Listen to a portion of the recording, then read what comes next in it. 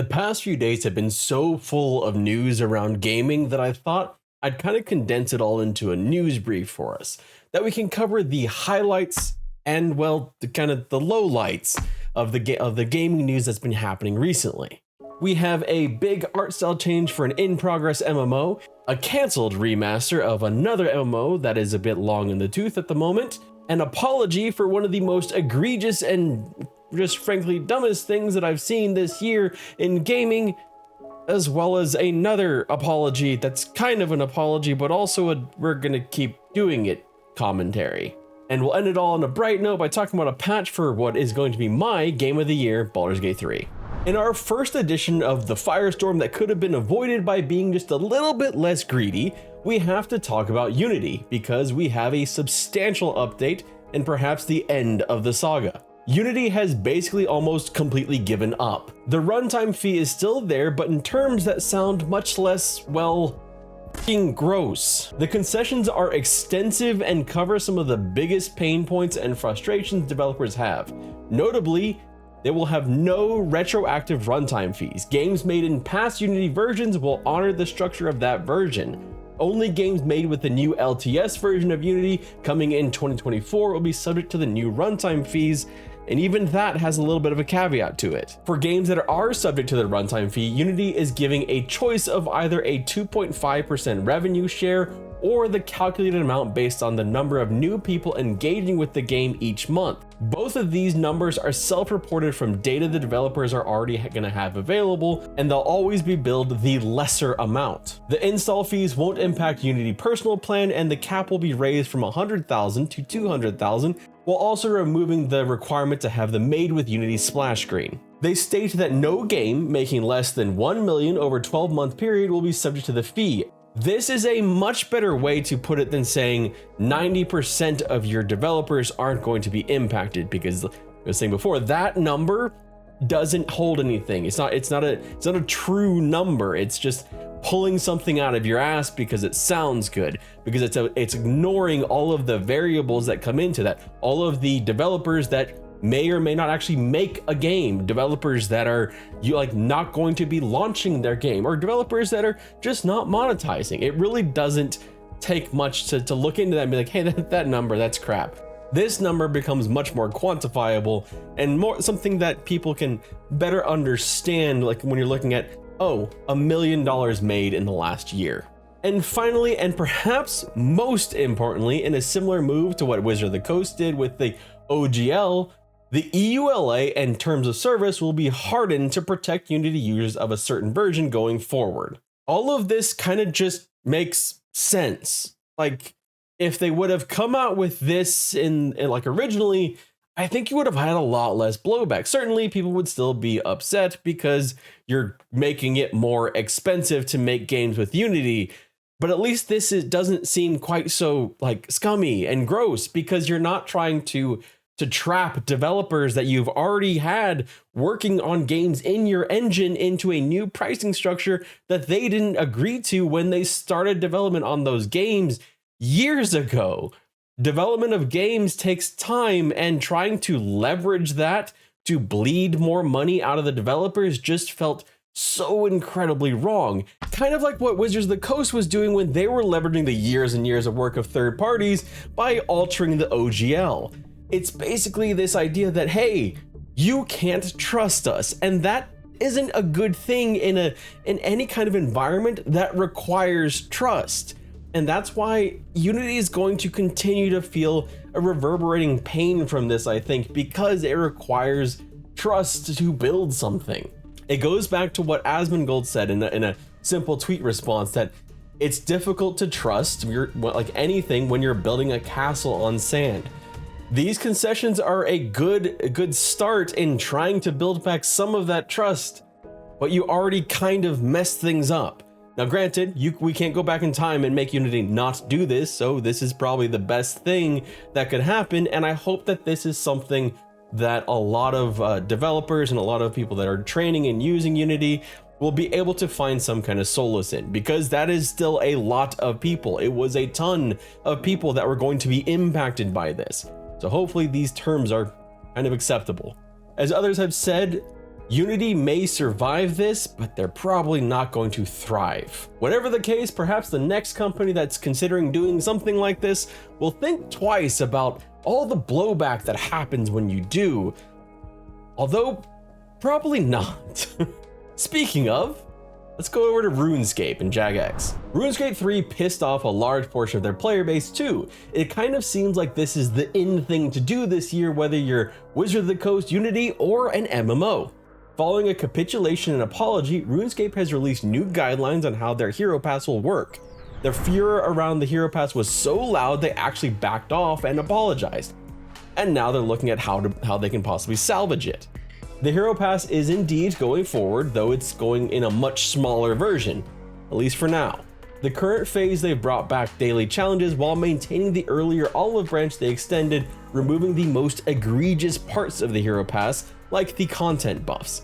They're doing this while working to collect data from the player base and community leaders, so it sounds like they're not satisfied with it as is and may be looking to make changes down the line.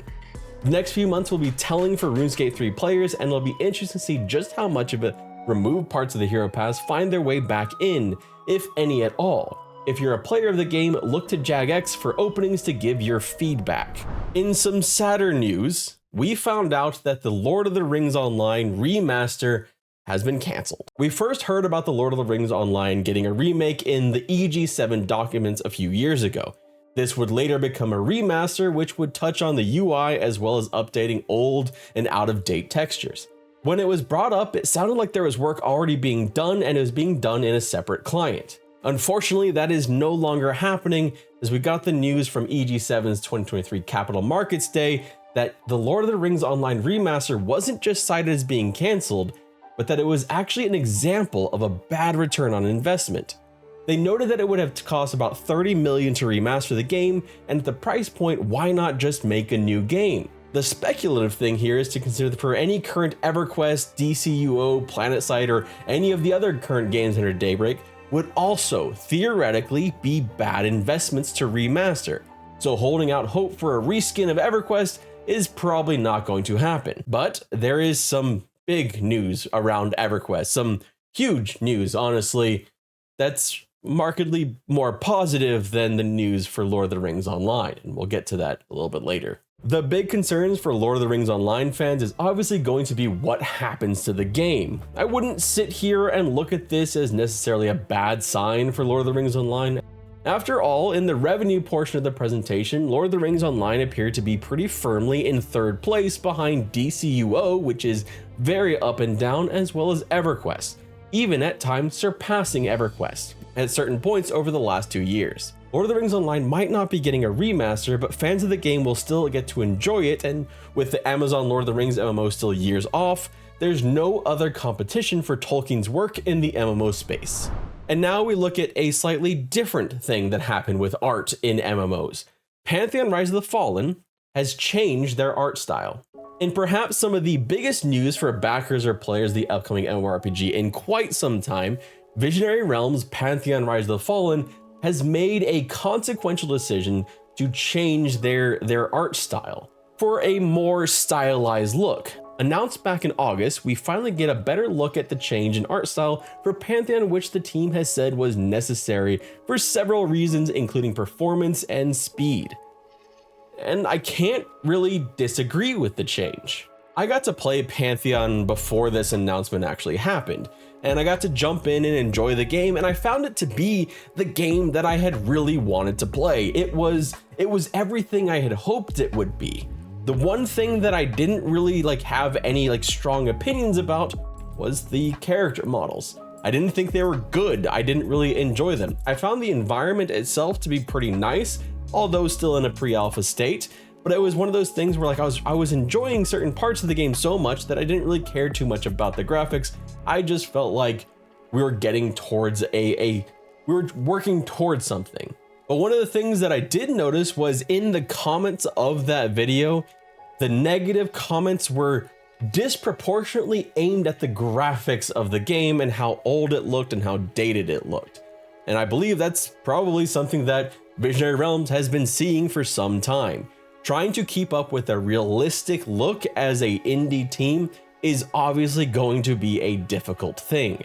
In fact, as I think back to backing Pantheon and following it for years, I've never sat back and said, you know what, this game looks beautiful, especially when you compare it to games that are being made in Unreal Engine.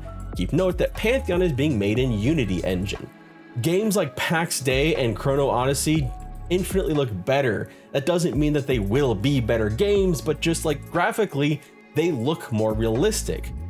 So it makes sense here for Pantheon to make that hard decision to change the art style, and it's going to be liked by some people and it's going to be hated by others, and that's just kind of how this all works.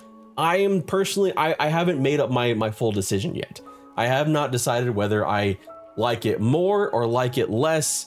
I like it more than what it looked like, but I don't know that I like it more than what it could have been. What the things that we saw in the T-pose graphics, like this one, those kind of things that's a little bit harder to swallow when we think, oh, we could have gotten this, but it sounds like it just wasn't possible.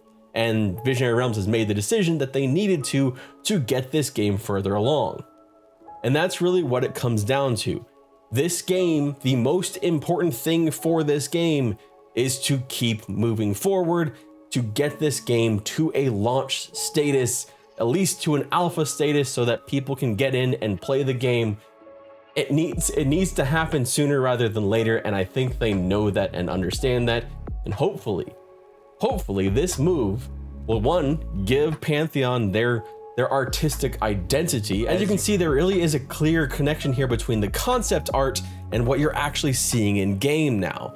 And hopefully that continues and we get to see more over the coming months. Whatever happens, Visionary Realms has made the difficult decision and they're going forward with it this way.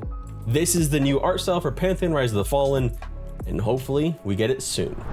Speaking of changing one's looks, Baldur's Gate 3 has added a much requested feature with their third big patch. You can now change your appearance in the campaign. So everyone's still paralyzed with fear in the character select, you now have the necessary caveat to proceed. The magic mirror will be in your camp and it will allow you to change your appearance in game.